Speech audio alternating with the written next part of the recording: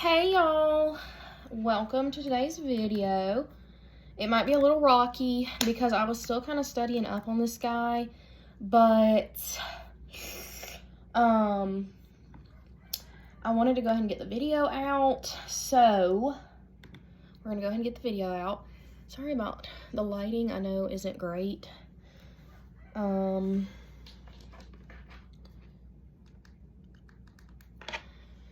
don't really know how to fix it. Hopefully that's good enough. I don't know, y'all, this is rough. So I'm gonna just we're gonna talk about today's serial killer. We're gonna do John Joubert.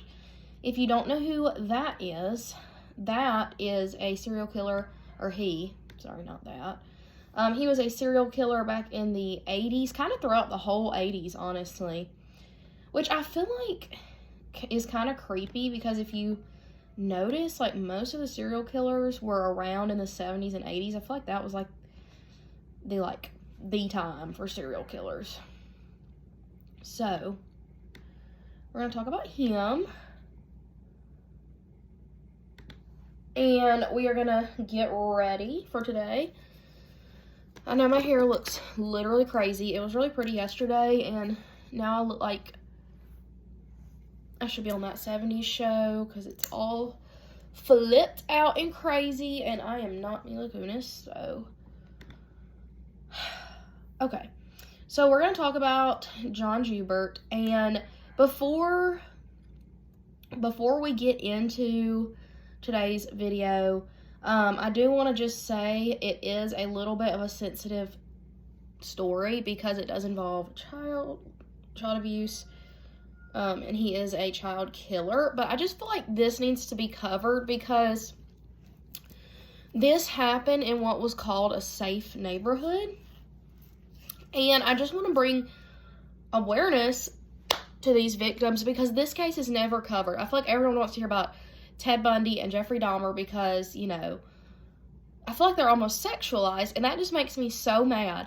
Because, like, the new Dahmer show, Evan Peters, who plays Jeffrey Dahmer, is obviously a very nice-looking guy. He's very well-built, very muscular, and I just feel like, of course, they had to show the scenes, you know, where he was working out and his abs were all, like, toned and defined, but that's not what we need to be focusing on with these people. We don't need to be glorifying these people and making them look like some handsome, you know, sexy person, because they were evil people. They killed innocent people, and it just makes me so angry. That's why I didn't even watch all of Dahmer either, because it was just so sickening that people feel like they need to sexualize serial killers. And like Ted Bundy, of course I get Zac Efron, and I get, you know, obviously Ted Bundy was known to be very handsome and whatever, but people put too much focus on their looks and trying to make it look Hollywood appropriate.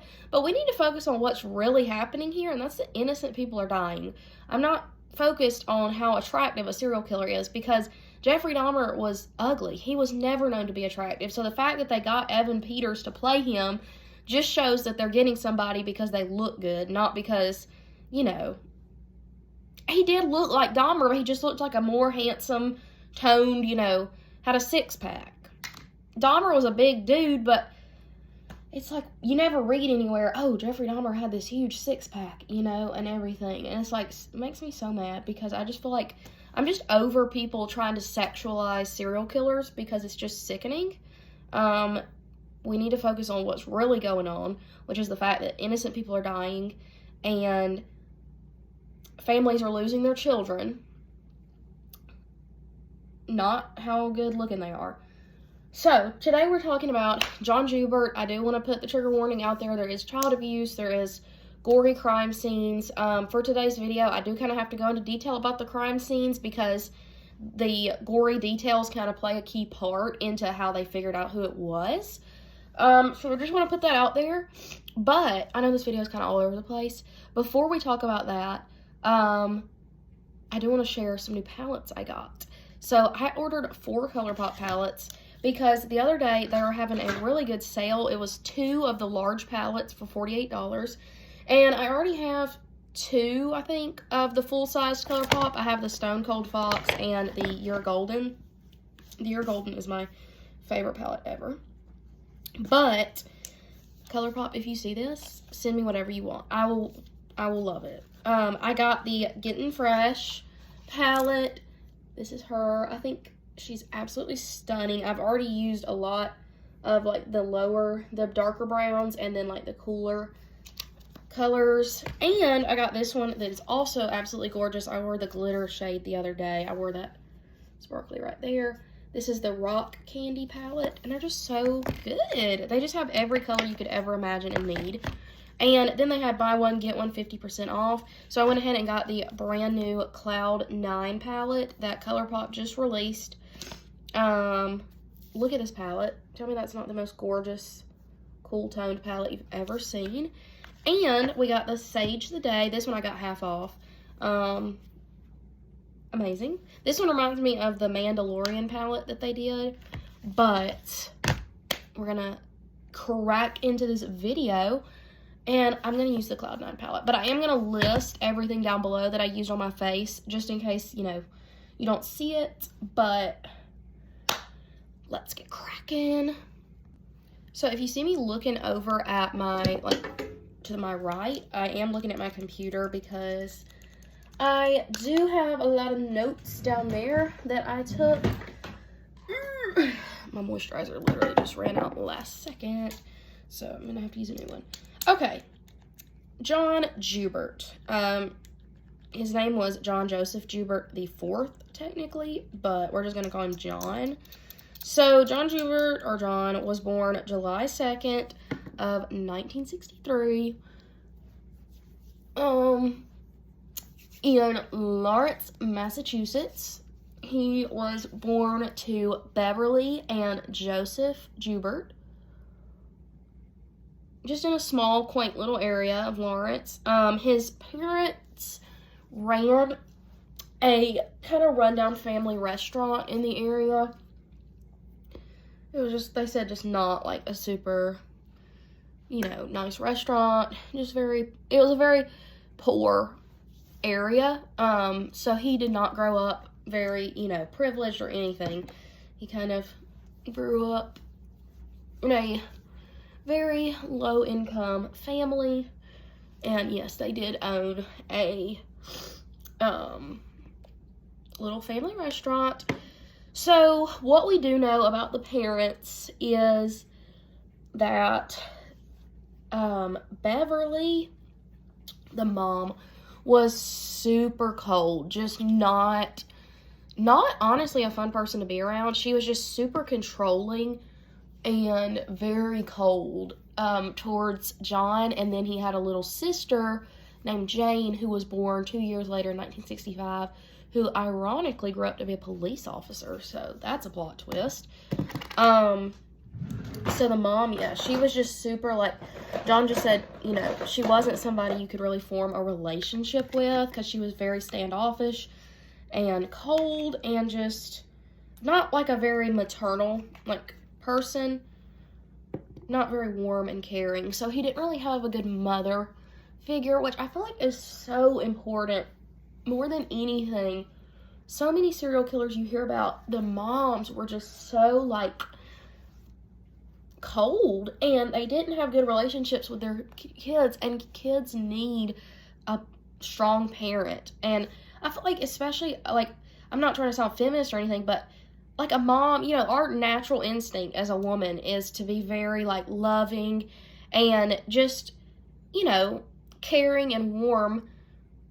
It's just our natural instinct to be that way towards a kid. And I feel like these serial killers, they didn't have that like, loving, comforting person.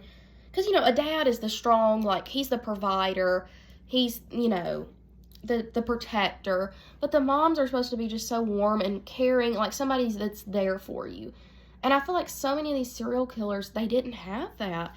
Like Ted Bundy's mom, I believe she was a prostitute who was always having new boyfriends home that weren't good to Ted. Jeffrey Dahmer's mother was a drug addict and a very heavy alcoholic who attempted suicide, and they said she was just crazy. I just feel like so many of them just had horrible moms, and that to me just shows, like, why so many of them turned out the way they did is because they just didn't have anyone to show them love, and they went looking for it in the wrong places, honestly, which is so sad. That just breaks my heart. It just shows, like, if you're a single mom out there, I respect you so much, or a single dad, because dads can be just as amazing too. I've seen so many parents out there that just provide the most amazing home for their kids, and I just respect that, because that really is important to their future. So just want to shout out all the parents out there that are doing an amazing job raising their kids. You are very well respected, because that is not an easy job. So yeah, mom was super cold, and the dad was abusive towards the mom, which I feel like is kind of why she turned out the way she did, because she was just very, like, she kept her walls up, you know. She would not let her guard down for anyone, even her own kids. So she was just very, like, standoffish, which is understandable in her place, though, because she was getting violently abused. It didn't say if she was getting verbally abused, but we do know she was definitely getting physically. And John never admitted if he was being abused, but he did say he witnessed his mom getting abused a lot, which would really mess you up as a kid. So he did witness that a lot, and unfortunately, when John was 5, he witnessed his dad trying to choke his mother out until she passed out, like he was trying to kill her. And he just said that was kind of when he got really exposed to, like, death or, like, violent behavior. And he said that was kind of his light switch moment for him, where he was like, you know, where he really started kind of getting into violent imagery in his head and just bad stuff. So a little bit about John before we get into the dark aspects of him is he was very smart. He had an IQ of 123, which, if you don't know, the average IQ is 100, so 123 is very above average. He was reading by the age of 3 and started checking books out of the library when he was 5 years old. So he was just very, very smart growing up. Always ahead of his class. Just very smart. So, unfortunately, though, he did get bullied because he was a very small man. It never said his height, but he was just always very small. Very small framed, just a small person, and there's nothing wrong with that, but because kids can be buttholes sometimes and be very mean, he got bullied as a kid. So he just was very quiet throughout his school career. He never really made a lot of friends just because, you know, he was getting heavily bullied. But he did make a friend. Let me try and pronounce his name right. I deeply apologize if I don't. Brian Lebrec, I believe, who he had been friends with basically his whole like childhood. He was friends with this man because they were both very small, and he just felt like it was somebody that he, you know, he didn't feel like insecure, inferior to be around because of how small he was. Oh, that blush was very pigmented. So he did have that really good childhood friend, but unfortunately, he never really had any other good friends. But, you know, sometimes you just need one friend to get you through. I mean, I've never been one to have a ton of friends. I've always liked just having, like, a close-knit little group, you know, 3 or 4 friends to just hang out with. I just feel like you form closer relationships the fewer friends you have, and, like, the closer all of y'all are. Because if you're friends with 25 people, they're obviously not friends. So, yeah, this is unfortunately kind of where we start getting into John's issues. So, yeah, 5 years old, he witnessed his dad attempting to strangle and kill his mother. So, the mom, good for her, she was fed up with it. She filed for divorce pretty quickly after that happened, and she grabbed her 2 kids, and they moved to Portland, Maine when he was about 5 and a half-ish. and they were cut off from the father because, you know, he was literally trying to kill her. So for good reason, she got her kids away, and they moved into a little neighborhood in Portland, Maine. But this is where John's violent, I don't really know what to call it, his what do they call it, fantasies began. So at age 6, they had a babysitter in the house, and John said he would imagine killing her and cutting her up and eating her flesh, which, that's a 6-year-old. 6-year-olds, first of all, I don't care if you're 45, you should not be thinking those thoughts, but a 6-year-old shouldn't even know that people can get cut up. Like, I'm sorry, if your 6-year-old is thinking about cannibalism, I've got a serious issue with some parenting at that age of them thinking that. So, yeah. So, 6 years old, he's thinking about cannibalism and murder, and by age 8, he was fantasizing, keyword here, fantasizing about mass murder. So, fantasizing about shooting a bunch of people up. Y'all, people need help. People need Jesus. They really do. Like, this world, this world is so anti-Jesus, and you see what's happening. You see what's happening when people take out Jesus. Gets messed up. And I don't know why people don't realize that. But, yeah. So by age 8, he was thinking about mass murder. And then later on, he was fantasizing about just killing strangers that he saw. Like, you know, he'd be walking down the street and he'd see somebody and be like, ooh, that would be a fun person to kill. It's just so sad. That is honestly, it does break my heart, because if you think about it, every evil serial killer that we've grown to hate, they were a innocent child at one point, and they were shaped into this. You're not born a serial killer. If you want to hear me talk about serial killers and like kind of what creates them, check out my video I did on what makes serial killers tick, because it is super interesting. So, yeah, so it's saying here, he pictured like strangling his victims and stabbing them and just like gagging them until they begged for help. So I do think a lot of it, that I also talked about in my video, is he just wanted to assert dominance over people, which is a very common trait among serial killers, because they had very abusive childhoods, so they want to assert their dominance because they were so used to getting overpowered growing up. So, yep. That is what's going on here. So, he did end up saying later on in an interview that what he believed caused these visual violent fantasies is because he said, what does he say?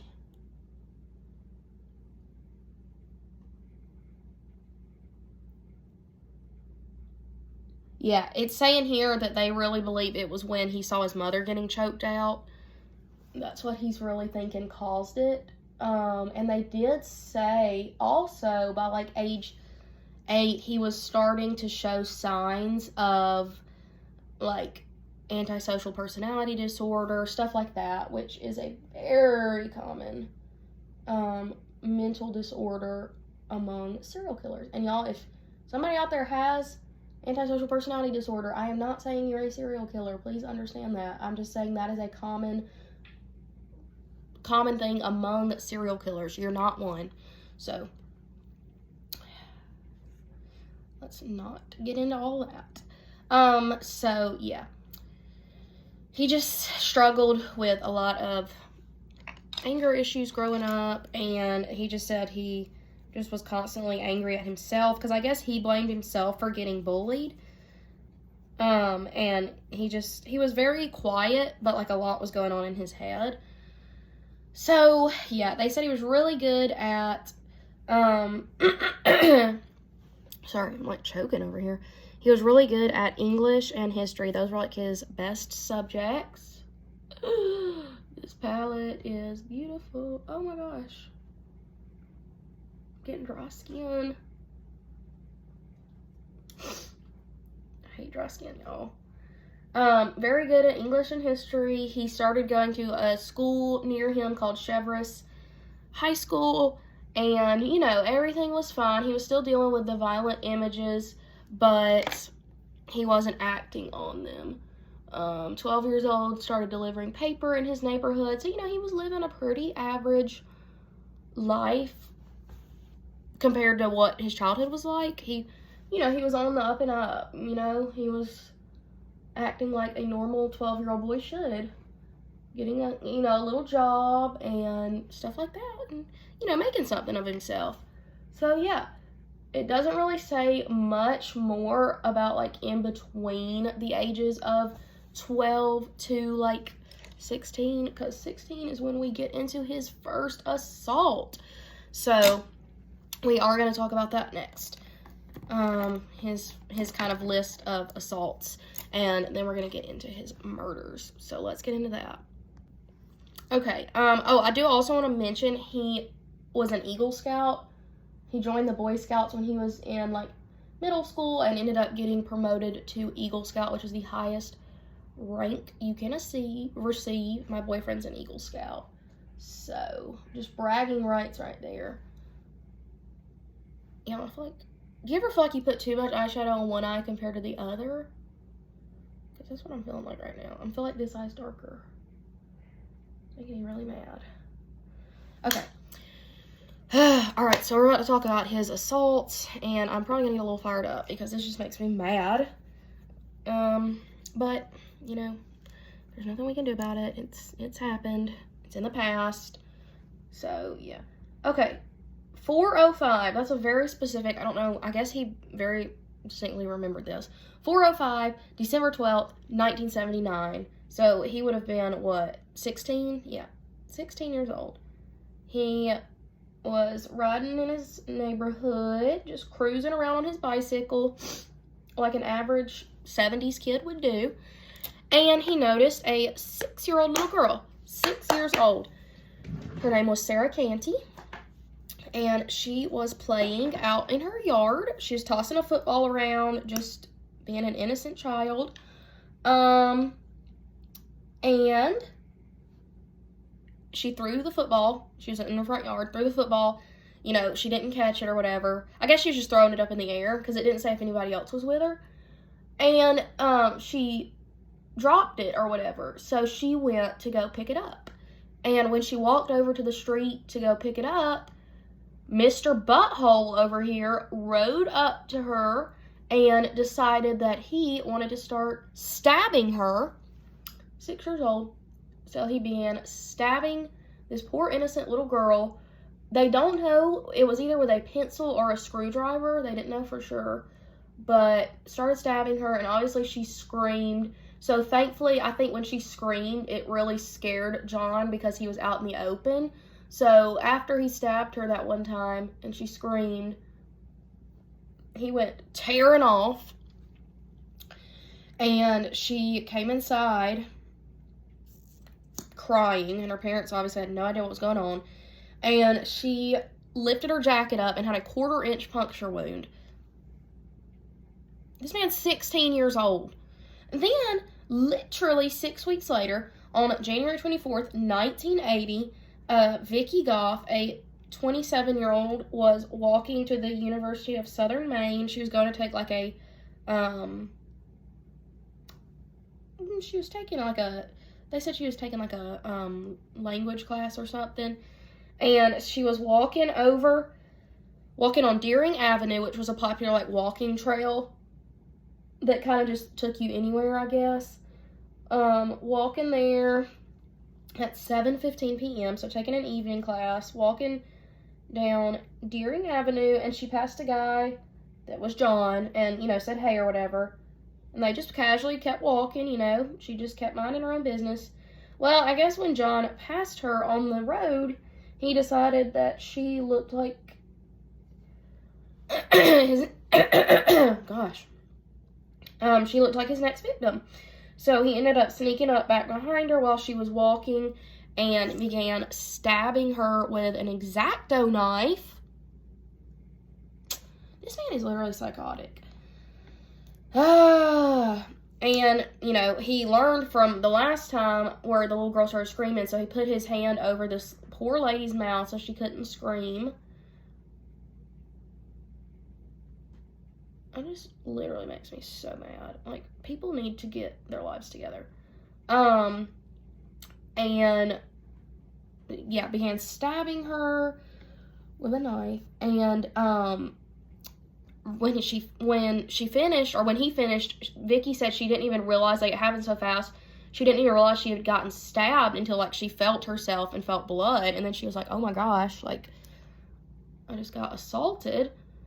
So she was like, why'd you do that? But by the time she was able to turn around to see who it was, he was gone. Sneaky John over here tearing off. Oh my gosh, y'all. This eyelash, I don't know what it is about this particular, but for some reason my eyelashes on this side, like, don't want to curl.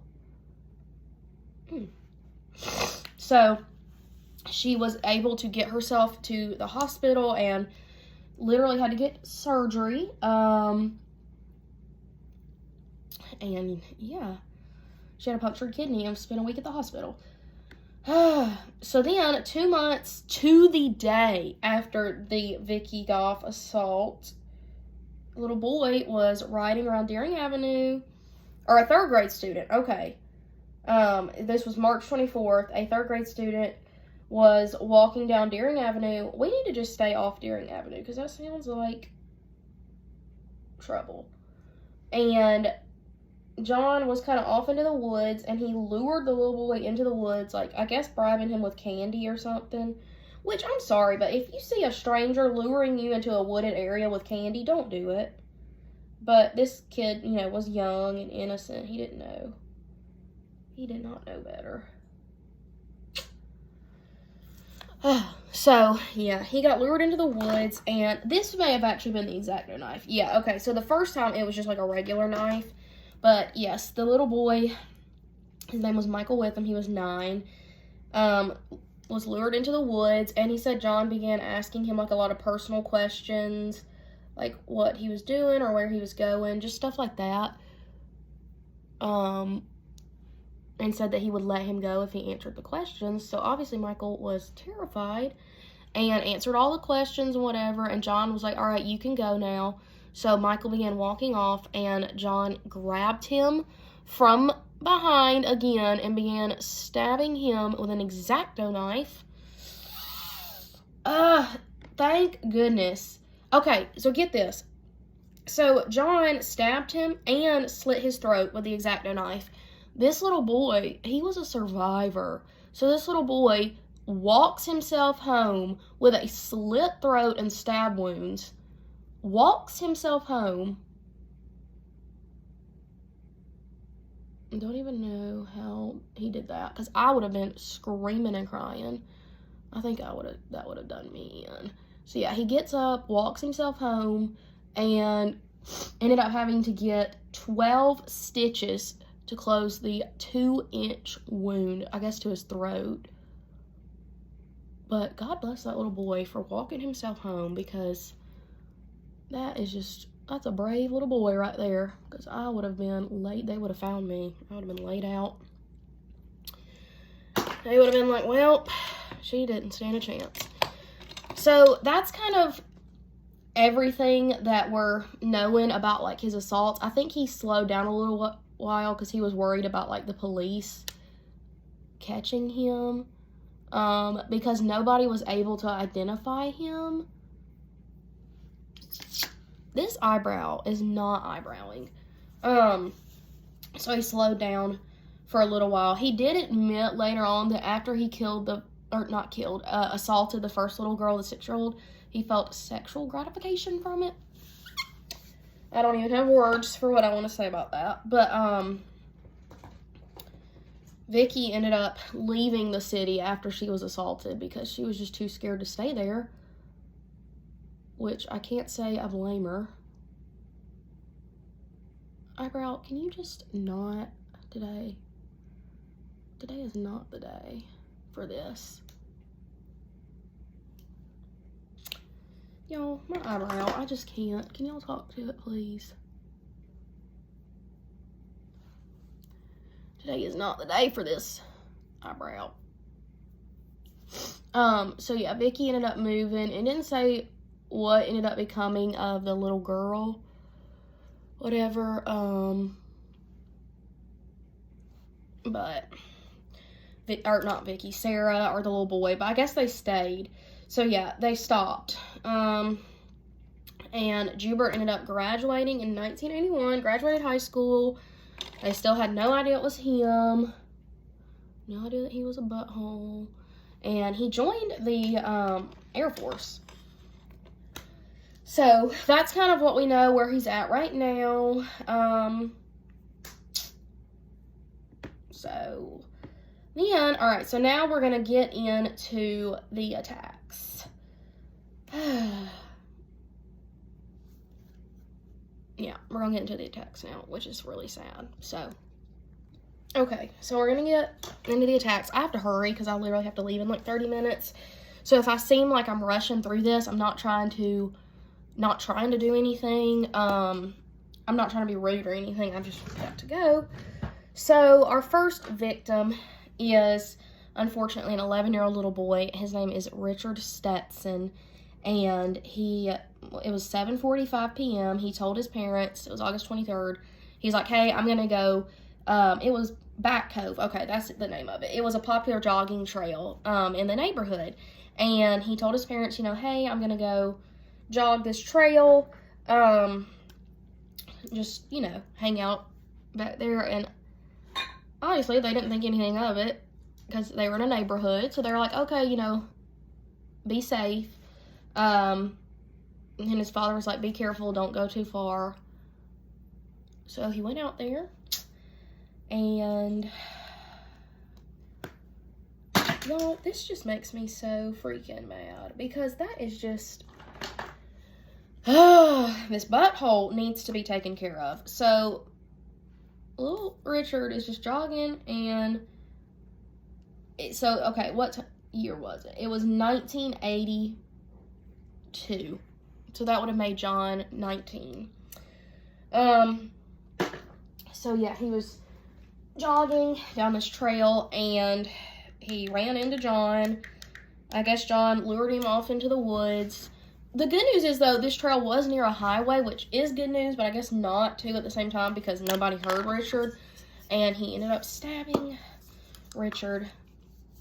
Witnesses did say that they saw this little boy running from a man, or not running, they said he was running the path, and he seemed accompanied by a man with like a 10-speed bicycle, which was what John was known for driving. Which, I'm sorry, let me just take a minute. If you see a little boy being accompanied by a grown man riding a bicycle, do I need to continue? Like, ask questions, and people step in. I know people are scared too, but, like, you could save a life. So, the next morning, a woman, I guess, was jogging down that path, and she discovered Richard's body. Very bloody scene. It was not good. He had been stabbed multiple times, strangled, okay, he had been strangled and stabbed once in the chest, and he had a bite mark on his right calf, but it had been slashed through, and the teeth marks had been gouged out, because obviously John knew what he was doing, and he knew, you know, if he didn't cover the teeth marks, he could be traced back to him. So he was obviously very smart. He knew some forensic stuff. So yeah, they found Richard. They did actually end up arresting a man that I guess had been seen near the trail soon after Richard's death, but what they were able to recover from the teeth marks, they didn't end up matching his. So he ended up getting freed, and the case kind of went cold for a little while because they couldn't figure out, you know, who killed him. So then, after that, John decided to go off with the Air Force, and he was gone for a little while. So when he returned in December of the same year, so I guess he just went off for a few months. He returned in December of that year and killed his next victim, a little boy named Danny Joe Eberly. He was, oh my gosh, he was 13. Oh no, okay. So, okay, he came back on September of the next year. Sorry, my bad. I read that wrong. So, September of the next year, he returned and took the life of 12-year-old Danny Joe Eberly, or 13-year-old. He was riding his bicycle one morning, delivering papers. He was a paper boy, and the first 3 papers had gotten delivered, and then afterwards, the people were like, where did our paper go? They couldn't find it. Or nobody had received their morning paper. So, obviously, neighborhood citizens were complaining, and people were mad because they didn't get their papers. Well, Danny's dad knew something was wrong because Danny was a super responsible boy, and he would never just, like, abandon his paper route. So, they went out looking for him, and they found his abandoned bicycle, and that's when the dad really knew, like, something was up, because he said that Danny would never have abandoned the bicycle. That was, like, his child. He loved that bicycle. So, that's when they knew, like, something's not good. So, they went searching, and they said about 2 days later, they found the little boy in a rural area a few miles from the Air Force base, which I don't know why they didn't check the Air Force out, because they kept finding the kids near the Air Force base, so didn't check that out. And they found Danny. Unfortunately, he had been tied. His hands and feet had been tied. There was tape on his mouth, and he had been stabbed 11 times. Yeah, found near the Air Force. And they said that the rope used to tie him up was a special type of rope made in, like, South Korea, and it was made for, like, military use. It was made for military use. There's an Air Force right next to them, and they're not searching it. Like, how? I don't know. That's a little bit hard numb right there.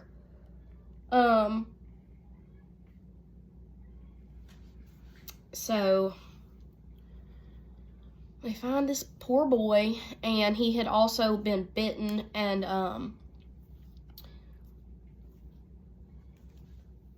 the bite marks had been gouged out. So I was focusing on my hair. So he had been bitten too, and bite marks were gouged out. I finished my makeup, and I don't know what else. I guess I'm just gonna have to sit here awkwardly while I'm telling the rest of this story. And he had been bound up, and he was also undressed, but just down to his underwear. None of these victims showed any signs of sexual assault, which is great, though. I mean, it's horrible what happened to them, but at least they weren't sexually assaulted. Which is really uncommon for a lot of child killers. That's normally you hear about that. But anyways, so yes, unfortunately, they did find him 3 days later, and he had been brutally murdered. So December 2nd of that year, so literally 3 months later, less than 3 months later, a 12-year-old boy named Christopher Walden, who was another member of the neighborhood Bellevue, which was the same that Danny Joe was a part of, he disappeared on his way to school. He was found in a grove of trees as well 3 days later. So they were both found right off the highway, kind of in like a slightly wooded area, but they weren't very well hidden, which is kind of weird. And he also had been stabbed repeatedly, and he was not tied up though, but they also did notice the star-like symbol on his chest, and he had been bitten as well. That is just... So, okay. So at this point, everyone's just terrified, you know, like, what is going on? They realize at this point they have a serial killer on their hands, and everyone is just freaking out. So police are like, we got to find out who's doing this. So they start interviewing all the local pedophiles, which, here's where I have a serious question. I guess these are recovered sex offenders, but they said they interviewed all of the local pedophiles, and why is a pedophile out walking the streets? That's where I really have some serious questioning. Why are they not in jail? Like, I guess they served their time. I don't know. That's just kind of... And the bank set out a $40,000 reward to anyone who could provide information on the case and lead them to the killer. So everyone is just... They are everywhere and freaking out. So Joubert almost struck again at a nursery, beat him up. On January 11th, 1984, he was almost assaulted the school. It was a church nursery, but he almost assaulted the director there. He got really ugly with her and threatened to kill her. The woman literally got up and ran. I don't know where I guess the children just stayed with their teachers, but she memorized the license plate on Joubert's car. And so she was like, I think I got your guy, you know. Why does my hair look so weird? It's like not parting, like Edward Scissorhands or something. So she went to the police station. She's like, I think I got your guy here. And she gave them his license plate, and they identified it as John Joubert. And they went to the naval base, or was it naval? No, Air Force base, sorry. To investigate. And they found, this is what I was going to say, they found the rope, same type of rope used to kill Danny, or not kill, but tie him up, which was a very rare type of rope. Like, not, unless you were probably in the military, nobody would have possessed that rope. And they found it in his ranking, or ranks, his barracks. I don't know what I'm saying. I don't know all these terms. And he ended up confessing to killing the two boys in Nebraska, which was Danny and Christopher, which were members of the Bellevue. I meant to say, sorry, I forgot about this part, but he traveled with the Air Force, so that's why he ended up in Nebraska. And he ended up, confessing, and he told the police he was glad he was caught because he probably would have killed again had he not been.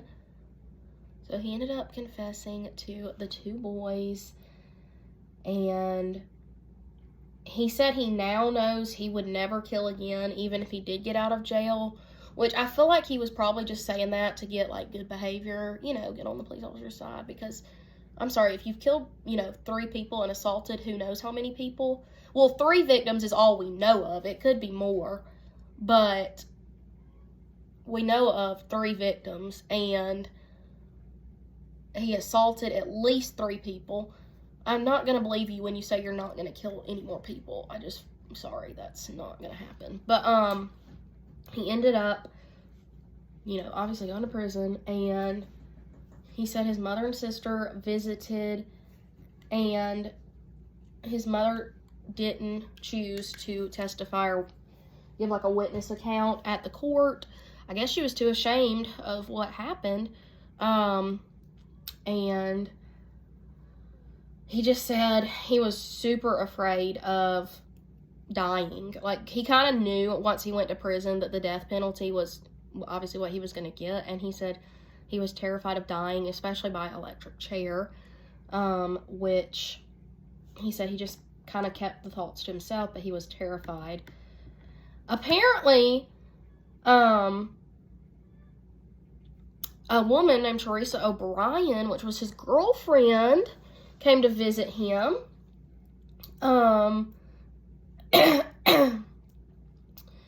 And they just said that, what did they say? Okay, so Vicky was super happy. She had been living in fear since that happened. She was the woman that got stabbed on her way to college. She was just couldn't believe he was finally caught. She just said it was a miracle. And Stetson's father was very mad. He said he was very unimpressed with Joubert's remorse. So John didn't really show any remorse for what he did. And that's kind of what we're getting at here. I'm sorry if it seemed kind of choppy, but I'm trying to find, so yeah, he just showed no remorse for what he did. Literally didn't care. Was like, oh well, I guess I murdered kids. And even Richard Stetson's dad said that he thinks he was just saying he wouldn't kill again to buy time and get sympathy from the people, because I think he was so terrified of death. But as he deserved, he was executed by electrocution in Nebraska on July 17th, 1996 at like 12 in the morning, they said, so midnight. And I think that he got what he deserved. I think he deserved to die the worst possible death. And that's kind of our story. I apologize if it seemed choppy. This is my first true crime episode. If you guys liked it, I was planning on doing another one on like Gary Ridgway maybe. But comment down below who you'd like to see me cover. I am going to get better at telling these stories, but I hope you guys liked it. And I just want to bring awareness to Christopher Walden, Danny Jo Eberly, and Richard Stetson, and to their families. That is just absolutely horrible what happened, and I'm so glad that he was electrocuted and that these families never have to worry about that happening again. So yeah, I hope you guys enjoyed this episode, and I will see you guys later. Bye.